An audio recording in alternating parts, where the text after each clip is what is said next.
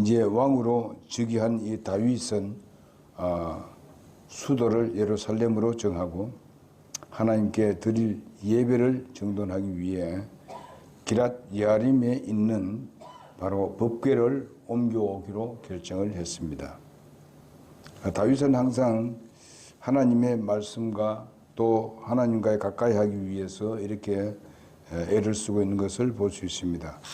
그러나 이제 이 예루살렘으로 올라오던 법궤는 우사의 범죄로 말미암아서 도중에 오벳 에돔의 집을 갔다가 석 달 후 예루살렘으로 메어 오는 것을 볼 수 있습니다.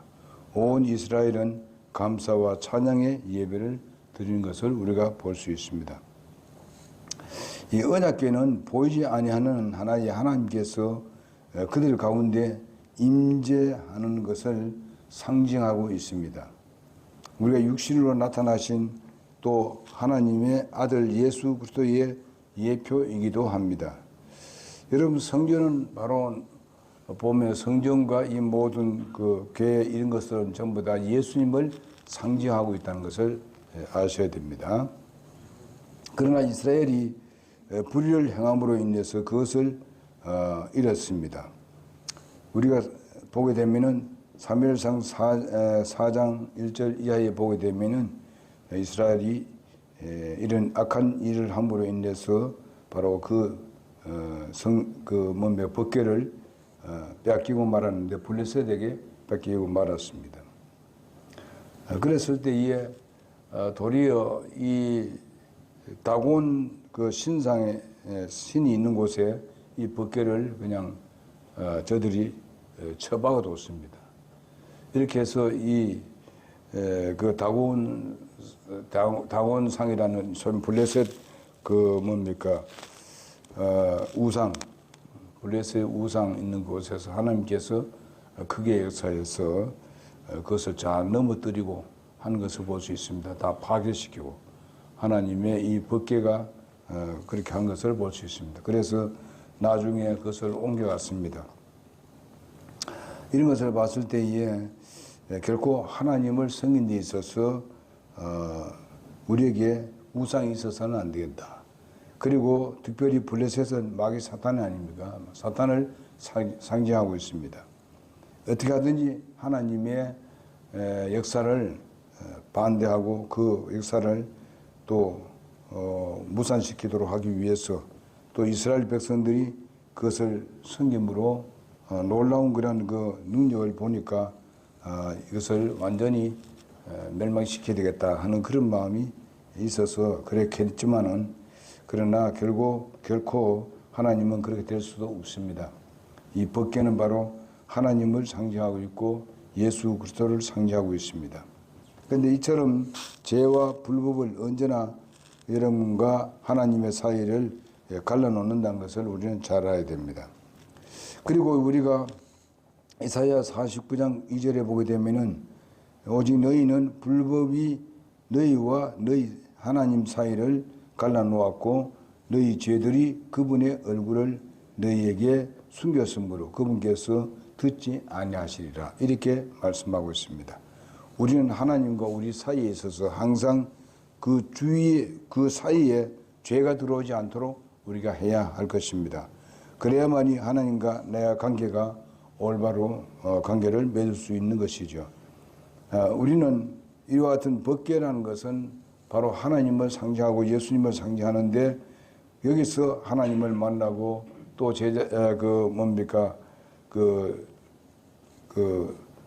제사장들이 그것을 하나님의 말씀을 듣고 백성에게 가르쳐주고 또 이렇게 하는 일을 합니다. 그렇다면은 우리는 이 법궤는 바로 굉장히 소중하다. 이스라엘 백성들이 법궤가 이제 블레셋에 갔을 때에 이 다윗은 바로 그 블레셋을 법궤를 찾기 위해서 최선을 다하는 것을 볼 수 있는데 특별히 다윗이 이 법궤를 가져오면서 문제 생긴 것이 하나님의 법대로 이렇게 법궤를 가져와야 되는데 법대로 그 법궤를 가져오지 못했습니다. 이처럼 죄와 불법은 언제나 우리가 여러분과 사이를 낸다는 것을 알아야 되고 하나님의 백성에게 기쁨과 위로를 하셨던 하나님의 임재가 사악한 자들에게 무서운 것이 되었던 것을 우리가 보게 됩니다.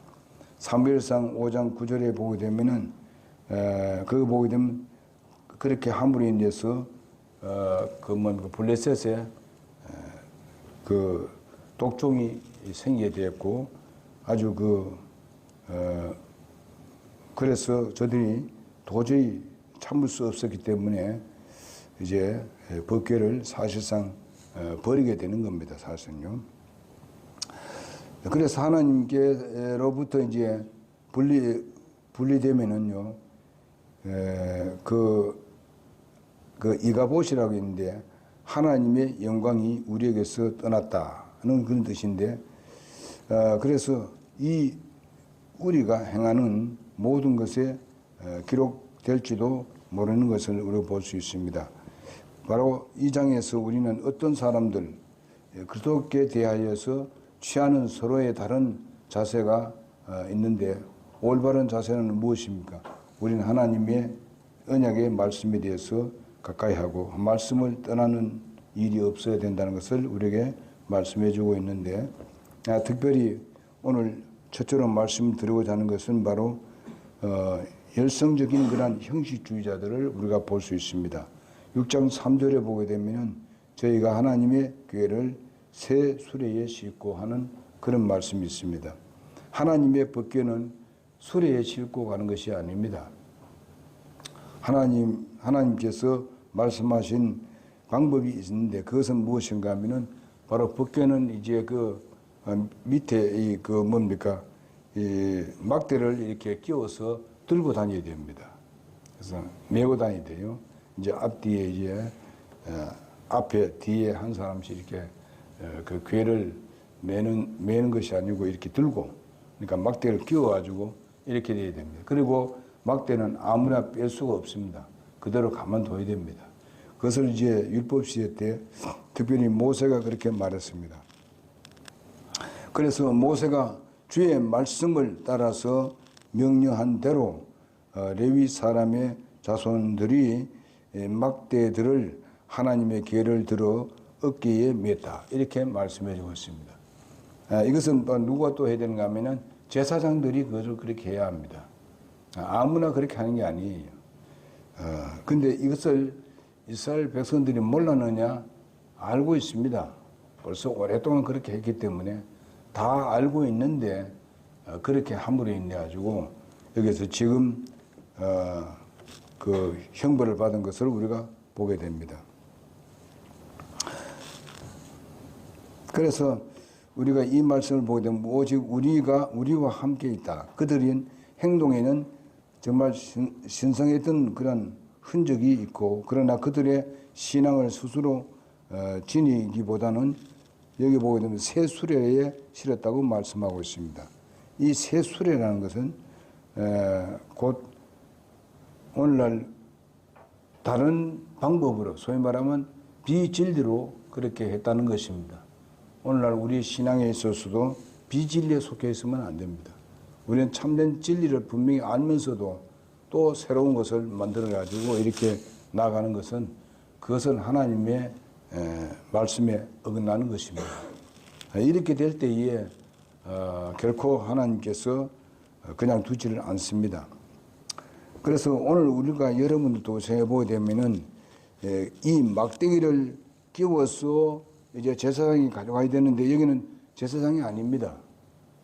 그 사람들이 옮길 때 보면요. 그걸 알면은 어떻게 하면 제사장을 불러가지고 또 그때 방법 그대로 그렇게 해야 되는데 저들은 아무래도 이렇게 하는 것이 좋지 않느냐. 수레에 실으면 또 이제 수레라는 건 밖에 달려있지 않습니까? 그렇게 가는 것이 편하겠지. 그게 안 좋겠느냐. 자기 딸이는 뭔가 헌신적으로 했는지 모르겠습니다. 그러나 우리가 알아야 될 것은요, 아무리 좋은 일이라 할지라도, 좋은 일이라 할지라도 하나님의 말씀에 어긋나면 안 됩니다. 하나님의 말씀을 쫓아야 돼요. 예? 요즘도 그런 게 있지 않습니까? 정말 뭔가 새롭게 잘 해본다고 이렇게 많이 합니다. 또 교회 내에도 보게 되면 이제 무슨 직분도 굉장히 많이 이렇게 세웁니다. 또 교회 내에 보게 되면은 또 이게 뭐랄까요? 그 계급이 있습니다. 계급적인 것이 있어요. 그건 이제 어디서 나온지 여러분 아시다시피 천주교에서 나온 거 아닙니까? 이런 제도들이 나와가지고 오늘날 지금 개신교들이 그런 것들을 우리가 하는 걸 봅니다. 아무리 좋은 방법을 할지라도 아무리 교회를 부흥해한다고 뭐 이렇게 한다 하더라도 그것이 하나님 뜻이 아니면 쫓지 말아야 된다. 이걸 우리 알아야 됩니다. 그래서 이 사람들이 한 일을 보게 되면 세상적으로 봤을 때는 아, 그거 좋은 일이 아니냐. 뭐 술에 지름 가지고 아주 잘 갈 수 있지 않느냐. 그런데 하나님께서 안 좋아했어요. 그 법궤가 어떻게 됐습니까? 술에 가면 조용히 잘 가는데 왜 이 법궤가 드러나려 이렇게 흔들렸느냐. 흔들렸단 말이에요. 이 무슨 뜻입니까? 하나님이 원치 않는단 말입니다. 하나님이 결코 원치 않는다는 뜻입니다. 그런데 흔들리니까 우사라는 사람하고 어떻게 했어요? 그것을 붙들었죠? 안 넘어지도록. 여러분, 법궤가 이렇게 움직이더라도 법궤가 스스로 보존합니다. 이것도 알아야 되죠. 여러분, 우리가 주님을 섬긴 데 있어서도요, 내가 하나님을 보호해서는 안 됩니다. 하나님을 보호해서 안 된다, 이 말이죠. 여러분, 하나님이 나를 보호해야 되지. 왜 하나님이 우리 사람에게 보호를 당합니까? 있을 수 없는 겁니다. 그분은 창조주 하나님이십니다. 우리를 만드신 하나님이시고, 우리를 영원한 멸망에서 구원받게 해주시는 능력의 하나님이십니다. 이와 같이, 여러분, 베드로를 보게 되면 알지 않습니까? 베드로가 예수님의 그 십자가 목표를 가는 길인데, 예수님의 가는 길을 보호하기 위해서 말고의 길을 잘랐습니다. 네가 칼로 사용하는 사람도 칼에 의해서 망한다. 예수님께서 그렇게 말씀하셨어요. 그리고 예수님이 가는 길을 우리가 보호할 수 없습니다. 주님이 가시는 길은 주님이 가셔서 가만둬야 돼요. 그렇기 때문에 주님은 앞서 가십니다. 우리는 뒤를 따라가야 되지. 네? 내가 좀 잘 안다고 해서 인간적으로 생각했을 때에 또 베드로를 생각해 보세요. 정이 있기 때문에 그 정으로 예수님을 막으려 하고 예수님을 도우려 하고 이렇게 했습니다. 그러나 예수님은 결코 도움받는 분이 아닙니다. 우리 이것을 잘 알아야 됩니다. 그러나 우리 성도들끼리는 서로 돕고 섬기고 이렇게 해야 되지 않습니까? 그러나 하나님을 돕고 하나님을 이래 한다는 거 있을 수 없습니다. 그래서 여기에 보니까 하나님께서 내 이 세술에 싫다 이게 내려놓으라 이거지. 그러나 그들은 내려놓지 않았습니다. 도리어 넘어질까 싶어서 붙들었습니다. 하나님께서 붙든 사람을 쳐버렸습니다. 그럼 그들이 몰라서 그렇겠느냐? 압니다, 다. 법궤가 어떻다는 것을 잘 압니다. 함부로 손을 대는 게 아닙니다, 그게요. 더우더나 제사장도 아니고 일반 사람인데 그렇게 했습니다. 우리가 이런 것을 보면서 하나님 그렇게 잘 하려는데 왜 그랬습니까? 이렇게 이해할 수 있습니다. 이해하기 쉬운데 그렇지 않습니다. 베드로가 내가 잘하려는데 그렇게 했지만 주님 원치 않았어요. 하나님 방법이 아닙니다. 그 다음에 우리가 자신 있는 그 신앙의 고백자를 볼 수 있습니다. 6, 7절에 보게 되면요. 6절에서 7절에 보면요. 그들이 다곤의 타작마당에 이르렀을 때에 소들이 하나님의 궤를 흔들므로 웃사가 그 궤로 거기 손을 대밀어 그 궤를 붙들었더니 주의 분노가 웃사를 향해 다 올라 하나님께서 그를 잘못으로 인하여 그를 거기서 치심해 그가 거기서 하나님 궤 옆에 죽으니라. 그렇게 했습니다. 분별하는 마음 없이는요, 거룩한 일에 허물이 없이 행한 것은 주제넘은 일이라는 것을 우리가 여기서 볼 수 있습니다. 아론의 아들 나답과 아비후가 각기 향로를 가졌던 것을 볼 수 있습니다. 그 향로를 보게 되면요, 아론의 아들 나답과 아비후가 다른 불을 하나님 앞에 드렸습니다. 성경에 보게 되면 우리가 레위기 10장 1절에서 3절에 보게 되면요, 다른 불을 하나님께 드렸습니다. 성전에 항상 성전에 드려야 될 그런 불은 하나님께서 주신 불로서 그걸로 하나님께 그 물질을 태워서 드린다든지 그렇게 제물을 드리든지 이렇게 해야 되는데 다른 불을 드렸습니다. 이렇게 되었을 때에 나답과 아비후가 죽은 것을 우리가 볼 수 있습니다. 그러니까 자기 생각은 그것이 좋아서 그랬는지 모르지만은 그러나 하나님 말씀에 본다면은 하나님께서 정해준 것이 있습니다. 하나님의 불, 이걸로 그 제물을 드리고 이렇게 해야 되는데 그렇게 하지 않았어요. 그래서 그들의 자녀들이 죽은 것을 볼 수 있습니다. 그것도 아론의 아들입니다. 그들이 누굽니까? 제사장입니다. 아론의 아들은 다 제사장이었었어요. 제사장이 뻔히 알고도 알면서 다른 불을 들었다 이 말이죠. 전혀 모르고 했다는 것은 그거는 어쩌면은 이해할지 모르겠습니다. 근데 다 알고 있어요. 다른 불을 들이지 말아 그랬어요. 그런데 다른 불로 들였어요. 이런 것을 볼 수 있습니다.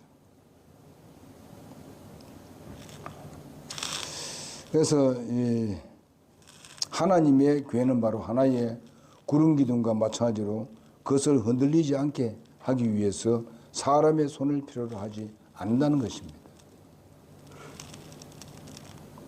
그러므로 마음 대신에 손을 뻗음으로써 특별한 은혜의 자리에 제외되어 멸망하는 것을 우리가 볼 수 있습니다.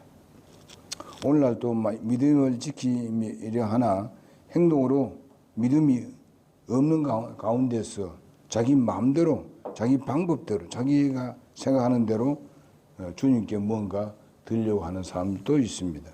그런데 그것은 하나님의 방법이 아닙니다. 이것을 주의해야 된다는 겁니다.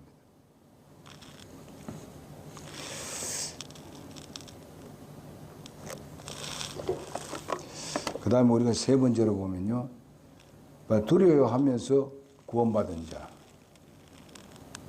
자를 볼 수 있는데 9절에 보게 되면요, 그날에 다윗이 주를 두려워하여 이르되 주의 궤가 어찌 내게 오리요 하고, 이제는 다윗이 그 죽은 사람을 보고 두려워하고 있습니다. 내가 어찌 그 궤를 함부로 모시겠느냐 하면서 다윗이 굉장히 두려워하는 것을 볼 수 있습니다. 다윗은 궤를 얻기 원했고 그 궤의 거룩함과 능력 그리고 자신의 무가치함에 대한 느낌 때문에 그는 두려워하게 되었던 것을 볼 수 있습니다. 거룩하실 뿐만 아니라 죄를 치시는 분께서 어떻게 내게 오실까? 그러니까 이제는 그 법궤를 모시고 정말 자기는 무엇을 물어보기도 하고 이렇게 해서 이제 그 정치를 하려고 하는데 사람이 죽으니까 굉장히 두려워하고 있는 것을 볼 수 있습니다. 내가 어떻게 그와 같은 정말 정결함과 권능과 교제하면서 살 수 있을까 두려워하고 있습니다. 그러나 사실상 하나님의 말씀대로만 하면은 아무 두려움이 필요 없는 겁니다. 하나님께서 우리를 통해서 역사하고 계신다는 것입니다. 뭘 통해서? 말씀을 통해서.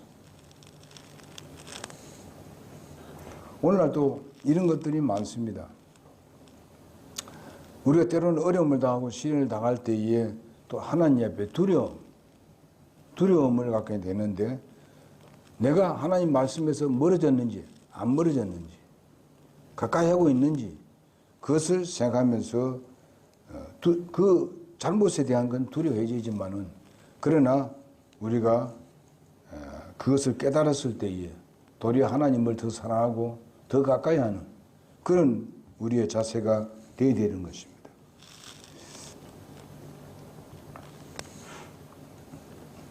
우리는 하나님의 아들인 그리스도의 죽음으로 말미암아서 그와 화목하게 되었고 우리의 마음은 성령님으로 말미암아서 하나님의 거처가 되었기 때문에 우리가 두려워할 필요가 없습니다.